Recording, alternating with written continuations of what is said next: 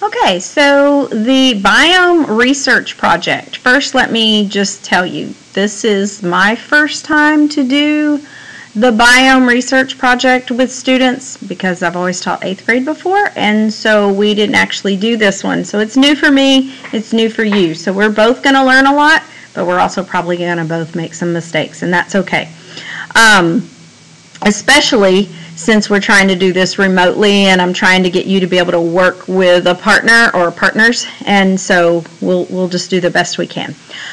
First thing, I'm trying to get it approved for us to actually be able to come up on Tuesday the 2nd to do these presentations live. That may or may not be approved because next week, I didn't realize it, but next week we're only going to school Monday, Tuesday, Wednesday. So I was planning on you being able to come up next Friday. Not this one, but yes, this one, but also next Friday. And there's like some kind of a livestock show. So I'm working on that. But just as an overview, you've been assigned one of the world's major biomes, and you're becoming an expert on that one. But that individual research grade is going to be due tomorrow. And you're also going to be grouped with another person or maybe 2 people. I think the guys are a group of 3, and then the ladies, I have 2 pairs. So as a group, you're going to need to create a Google slide presentation that will be due on the 1st. That's Monday. You will not be required to do a quiz, so I'm going to scratch that out.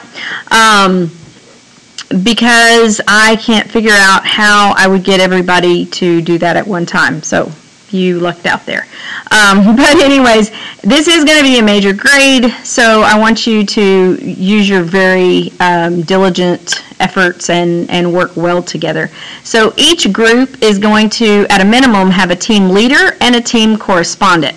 If there's 2 people, then they will share editing duties evenly. If there are 3 people, then the 3rd person will be the team editor. I'm going to send the team leader the Google slide presentation. The team leader will then open that Google slide presentation and share it with the others. So I'm going to see if I can get my computer screen to do that, so I'll show you how to do that. Okay, so this is what, when the leader opens up the Biome project, the Google Slides, this is what it will look like. And then the leader will need to click Share, and once the frame comes up for them to share, you're going to type in the person's email. Now, all of the student emails are last name dot first name at lisdeagles.org. So, for example, if I wanted to type in Kiana, mine comes up, but anyways, then you would click on it and make sure that this says editor instead of viewer.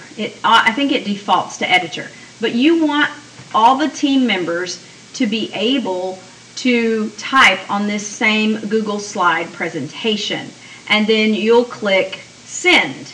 Now, I'm not going to send it, but once you send that, then that person will need to go to the triangle, their Google Drive, okay?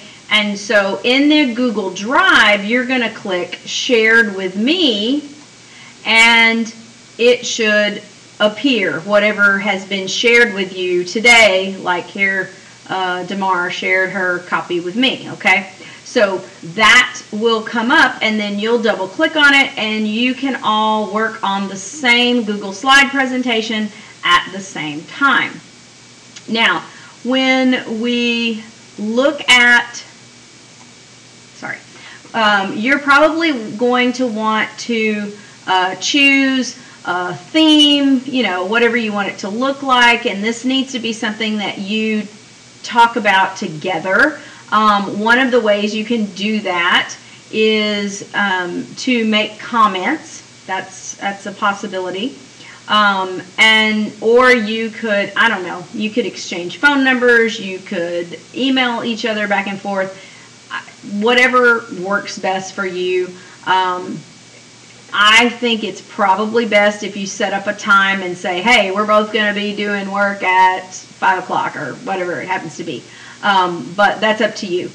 You're going to have quite a few slides, and so you should just when you go to slide, and you can put duplicate or new slide, and you can always change the order of the slides after you have got them in here. So you could take this slide and you could move it up to here and switch them around. You can change what the format of the slide and what it looks like. So you could change the background. You could here's where you could do different layouts, you know, like if you want pictures or you want a picture in the background or whatever the case may be. You can play around with that and get it looking just like you like it. All right, so one of the first things you're going to need to do is to think of a team name. This is not as much of a detail for remote because there's not as many of you, but I think it's kind of fun. Pick a team name. Don't be boring. Don't pick desert. I mean, you know, pick something interesting, something that all of the members agree on. Then the correspondent is going to need to send me an email, and here's my email address. The email needs to have a subject line that has your team name, okay? If it's, I don't know, Fantastic 5 or whatever. There's nobody with 5, but anyway. You know, put that as your subject line. And then tell me the members and their jobs. So just to make sure you know who the team leader is, who the correspondent is, and if you have 3 people, who the editor is. Also include which biome you are researching. That needs to be sent to me by 4 o'clock in the afternoon on the 25th by the correspondent. Now, the next thing is I'm going to, I already talked to you about sharing it with the team leaders and how the team leaders are going to share that document with each team member so that they can all edit. You're going to choose what format. It's helpful if you can both see each other's research. So you might want to, in your Google Drive, you might want to share that file as a view only. You don't want them to be able to edit your information that you've researched, but you do want them to be able to see it. So that's important. Now, you're also going to need to divide up the work between the people. And so this is an email that I'm going to send to the correspondent. It's going to be the work plan, and I'm going to pull that up so that you can see it. Okay, so this is the work plan, and so it's a little simpler if you just have 2 people, but if you have 3 people, it's important that you divide the work up pretty evenly. Now, realize that as soon as the correspondent opens this file in their Google Classroom, they will again go up here to share, and they will type in the email addresses to the, excuse me, they will type those in so that they can share it with the other members. Now, again, you want to work well together. You want to agree on who's doing what, but at some point, we've got to get the work done. So you're going to type in who is responsible for doing, say, the title slide, or who is responsible for doing the slides about the climate. Now, some of these are one slide, some of these are multiple slides. It doesn't mean that you have to be the one that actually got all the information, but it does mean that you're the one that is typing it into the slides.